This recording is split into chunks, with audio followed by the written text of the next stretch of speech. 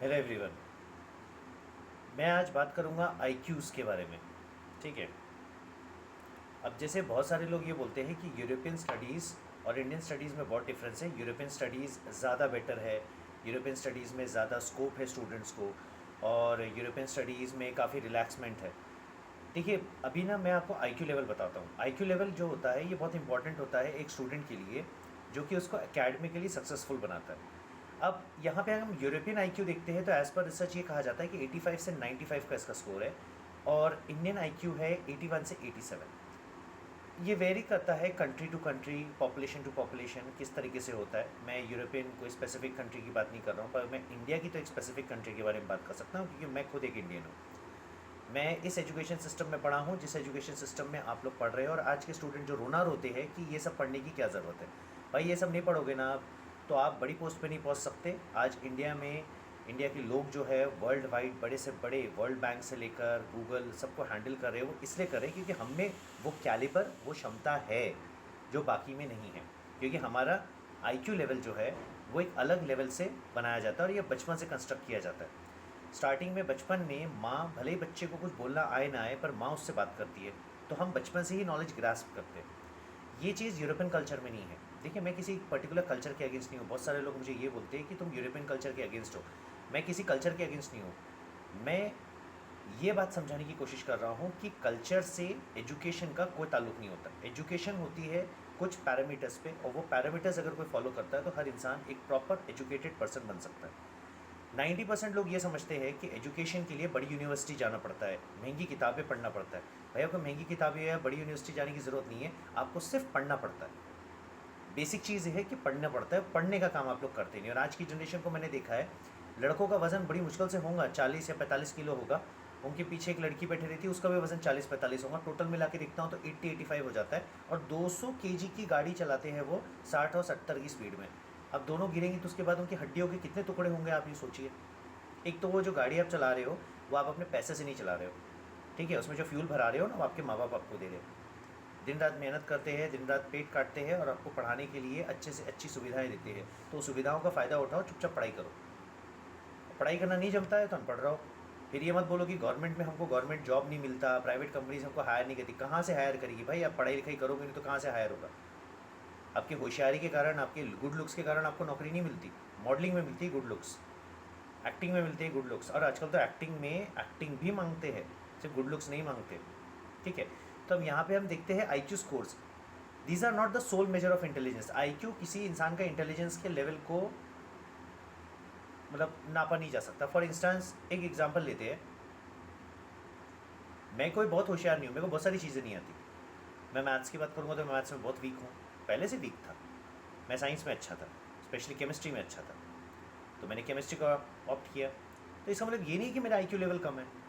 IQ level जो होता है वो आपकी प्रॉब्लम सॉल्विंग स्किल्स के ऊपर डिपेंड रहता है कि आपका स्किल्स क्या है, आप सिचुएशंस को कैसे हैंडल करते हो। और जो आईक्यू होता है ये बहुत मदद करता है कॉम्पिटिटिव एग्जाम्स में, जब आपसे कुछ अजीबोगरीब घुमा के क्वेश्चंस पूछे जाते हैं, जो आपके आईक्यू को टेस्ट करता है, जो आपके प्रेजेंस ऑफ माइंड को टेस्ट करता है ना। तो उसके कारण आप क्या बोलते हैं, आईक्यू को बहुत इंपॉर्टेंस देते हैं।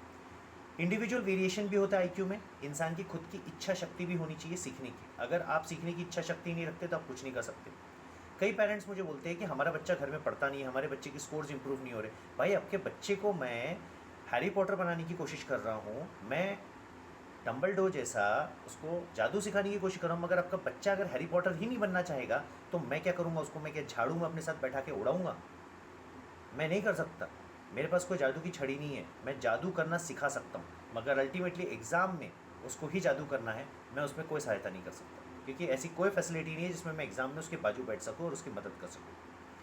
कुछ पॉइंट्स हम डिस्कस करेंगे। अगर मैं यूरोपियन स्टैंडर्ड्स के हिसाब से देखूँ तो वहाँ लेस एम्फेसिस होता है एजुकेशन पे। वहाँ पे एजुकेशन को इतना मायने नहीं देते। मैं अगर 90% पॉपुलेशन देखूँ यूरोपियन कंट्रीज़ की, तो सब कॉलेज ड्रॉप आउट्स है। तो कॉलेज ड्रॉप आउट्स है, कोई स्कूल ड्रॉप आउट है, ठीक है, आप काम कर रहे हैं, आपको काम मिल जा रहा है, एम्प्लॉयमेंट मिल जा रहा है, बट इसका मतलब ये नहीं कि आप एजुकेटेड है। Merely your dollars can not hide your education. If you are an educated person, that means your dollar will not help you, क्योंकि आपका नॉलेज कहीं ना कहीं काम आता है। मैंने कुछ पेरेंट्स को इंडिया में देखा है, काफ़ी वेल्दियर फैमिली के हैं। उनके घर में अगर कोई आके ये बोलता है ना कि कोई आता है, कोई भी पब्लिक सर्वेंट, कि आपके घर का, आपका हमको केवाईसी करना है, उन्हें केवाईसी का फुल फॉर्म नहीं मालूम। This is the worst thing मैंने ऑब्जर्व की है लोगों में। डिग्री लेने से नहीं होता बॉस, आपको डिग्री ना कचरे के भाव में मिलती। एक काम करो, आप यूरोपियन कंट्री के किसी भी बड़े इंस्टीट्यूट में चले जाओ, किसी भी बड़ी यूनिवर्सिटी में चले जाओ, पानी की तरफ पैसा भेजो, आपसे कोई एग्जाम नहीं लेगा और 5 साल बाद आपको डिग्री मिल जाएगी। पर उस डिग्री का क्या वैल्यू अगर आपको उसके बेसिक एथिक्स नहीं मालूम है तो? आपको बेसिक ही नहीं मालूम तो क्या मतलब है? आप अच्छे टेलर हो, आप अच्छा कपड़ा सिलना चाहते हो, मगर आपको सुई में अगर धागा पुराना नहीं आता तो आप किस बात के टेलर हो? आप कोई मतलब के टेलर नहीं हो, आप दर्जी नहीं खिलाओगे। ठीक है।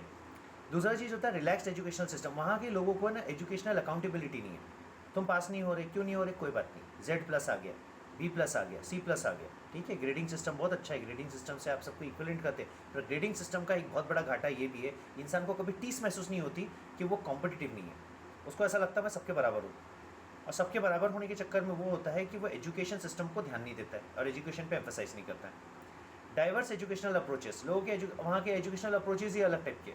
मतलब वो उसको बचपन से अगर कारपेंटर का काम पसंद है तो वो कारपेंटर वाली स्टडी पढ़ेगा। भाई मुझे एक बात बताओ, क्या आप बचपन से नर्सरी से या KG1 से कारपेंटर की क्या छेनी हथौड़ी और क्या बोलते हैं उसको, वो घसने का रहता है, रंदा रंदा मारने का सामान लेके बैठोगे क्या? आपको सब कुछ पढ़ना है ना।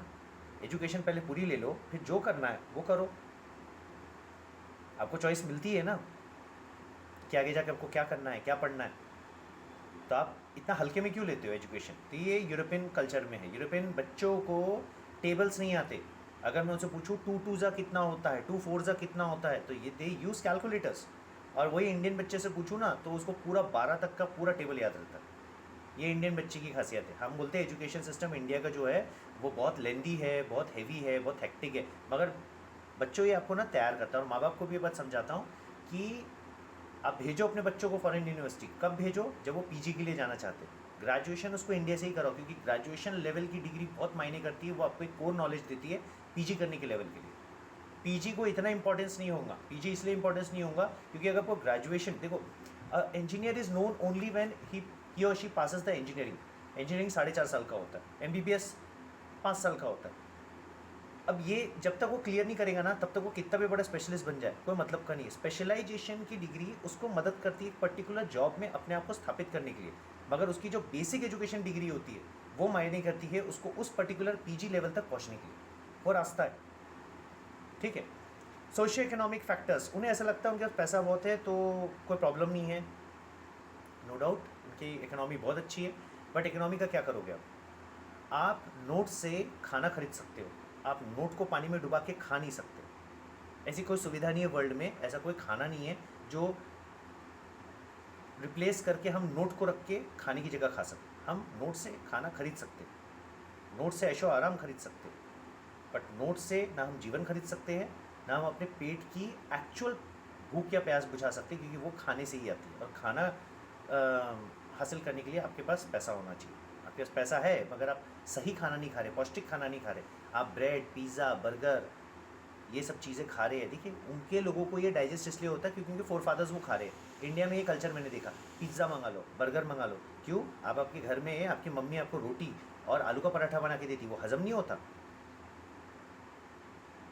KFC का आपको चिकन बकेट चाहिए, घर में आपकी माँ बेचारी मेहनत कर करके आपके लिए फ्राई चिकन बनाती है, तंदूरी चिकन बनाती है, बिरयानी बनाती है, वो आपको पसंद नहीं है।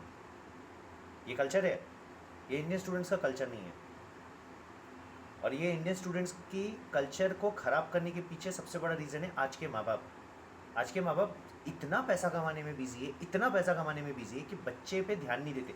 ठीक है, आप दिन भर काम करो, आप रात तक बिजी रहते ना, कोई बात नहीं, रात को खाना खाने के बाद अपने बच्चों के साथ बैठो, मत पढ़ाओ उनको, आप उनसे बैठो, बात करो, कैसा रहा तुम्हारा दिन, हाउ वॉज योर डे। अपना भी डिस्कस करो, अरे यार आज मेरा ना ये वाले बॉस के साथ मीटिंग हुआ, थोड़ा सा ना झंझट हो गया था मेरे बॉस के साथ। Have a chat with them. वो माँ बाप करते ही नहीं है। माँ अपना मोबाइल लेके बढ़ जाती, बाप अपना मोबाइल लेके बढ़ जाता, खानदान अपना मोबाइल लेके बढ़ जाता, ये तक नहीं देखते कि बच्चे के मन में क्या चल रहा है। फिर बच्चा गलत संगत में चले जाता है तो आप बोलते बच्चा बिगड़ गया। बिगड़ा मतलब क्या है? पैदा किसने किया? तुमने पैदा किया है ना। तो अगर तुमने पैदा किया है तो तुम संभालो ना। तुम्हारी जगह कौन आएगा? तुम्हारे बिहाफ में कोई संभालने के लिए आएगा? किराए के माँ बाप मिलते हैं क्या? नहीं मिलते। किराए की कोख मिलती है, सरोगेसी होती है।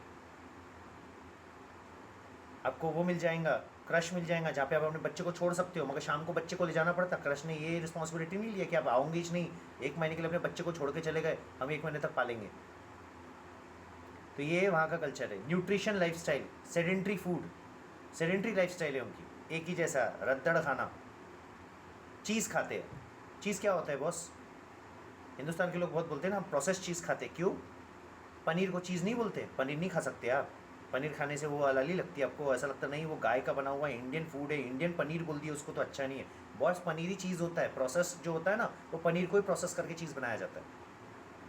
ये वहाँ की लाइफस्टाइल है, इसलिए वहाँ का एजुकेशन और आईक्यू सिस्टम जो आईक्यू लेवल जो है ना बच्चों का कम है। वहाँ के बच्चे को अगर बैठा दिया जाए किसी की भी क्लास में, मेरे जैसे एक सर की क्लास में बैठा दिया जाए ना, वो दूसरे दिन अपनी मेरी क्लास से नाम कटवा के चला जाएगा अपने देश वापस। क्योंकि मैं उसको ये बोलूँगा अगर तुमको बेसिक नॉलेज नहीं है तो तुम मेरी क्लास में बैठने लायक ही नहीं हो, मैं बाहर निकाल दूंगा आपको मेरी क्लास से। मैंने कई बच्चों को बाहर निकाला है अपनी क्लास से, सिर्फ इसलिए कि अगर तुम्हारे पास बेसिक नॉलेज नहीं है, तुम्हारे पास टेक्स्ट बुक नहीं है, तुम्हारे पास पेन पेपर पेंसिल, तुम्हारी कॉपी, जो मैं पढ़ा रहा हूँ वो तुम नोट नहीं कर सकते, और तुम डिपेंड कर रहे हो किन चीज़ों पे? मैनुअल्स पे या दूसरे सॉल्व करने वाले बुक्स पे। भाई मुझे एक बात बताओ, जो मार्केट से आप बुक खरीदते हो, जब बोलते हो ना ये नोट्स है, ये मेरे पूरे PYQs खरीदो, PYQs बहुत ज़रूरी है, बट आप जो नोट्स खरीदते हो ना उसकी ज़रूरत नहीं है।